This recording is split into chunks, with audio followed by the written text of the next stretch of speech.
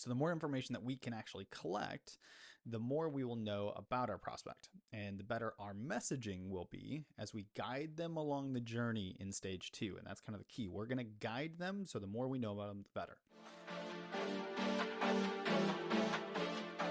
Hey, welcome back, everyone. It is another Monday morning at time of this recording, and my name is Tanner O'Brien. I am the founder and CEO of Benefic Marketing, a senior partner here at Action Coach in Central Texas, a just genuine lover of marketing, finance, operations, kind of everything to do with business and how we apply the lessons in business into our own businesses and kind of some of the lessons and things like that.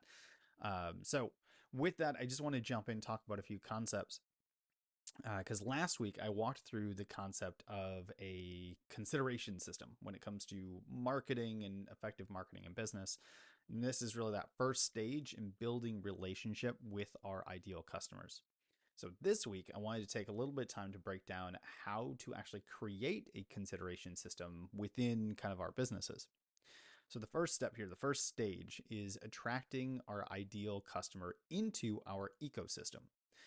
This stage is all about getting our business or our product into the prospect's sphere of influence. There are many ways to go about this, from paid ads, kind of word of mouth, flyers, social media posts, telemarketing, and so on. Like any of these things can work to bring our business or our product into the prospect sphere of influence. So think of this stage as the very first time that the prospect has seen any of our stuff. So the goal is simply just to attract their eyeballs and make them aware that we exist. Once we have their attention, our second goal then of this stage is to invite them to join our ecosystem. This could be as simple as asking them to give us a follow or a subscribe to the channel, or my personal favorite, invite them to fill out an opt-in form. When we were ultimately we want to collect as much information as possible at this point so that we can guide them along the journey to make the purchase from us down the road. So asking for a follow or a subscribe, it's easy.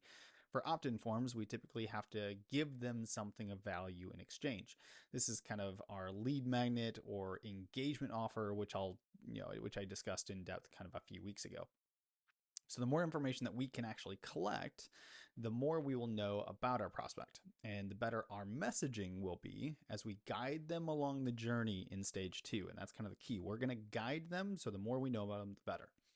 Once we have them in our ecosystem, either as a follower of kind of our own database or on our own database, the thing that we actually own, our email list, things like that, we can shift that focus to nurture into guidance. This is where the relationship building really truly begins. As a bonus, with some platforms such as Facebook, it is currently possible to track visitors with pixels, allowing us to kind of bypass the need to gain some of their contact information and allow us to retarget them, really just follow them around with ads, which is the ability to keep them in our sphere of influence.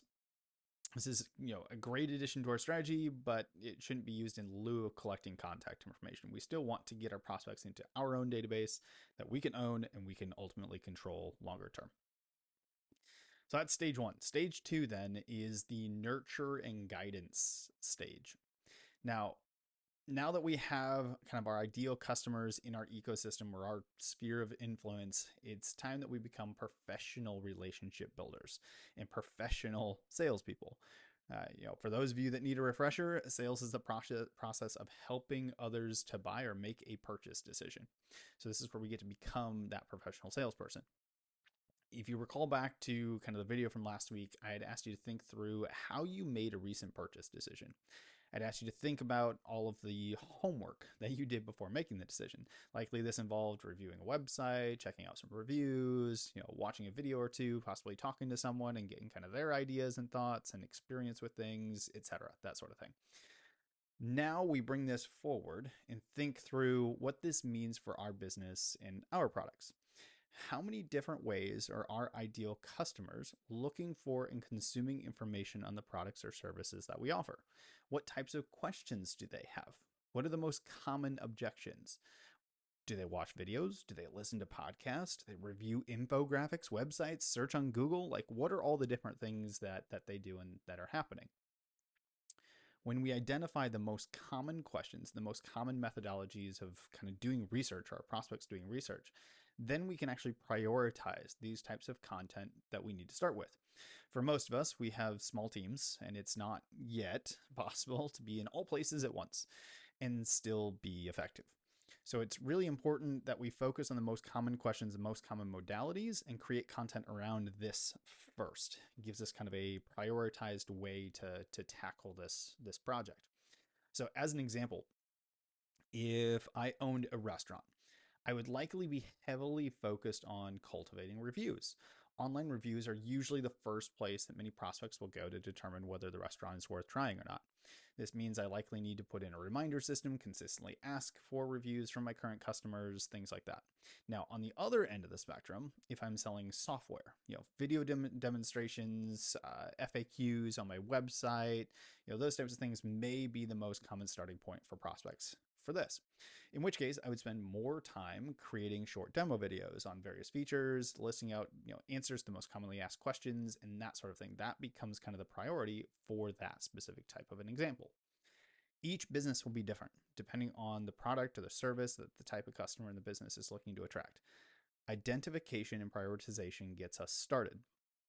Then we can go to work and start creating content that guides our prospects to the destination we want them to go.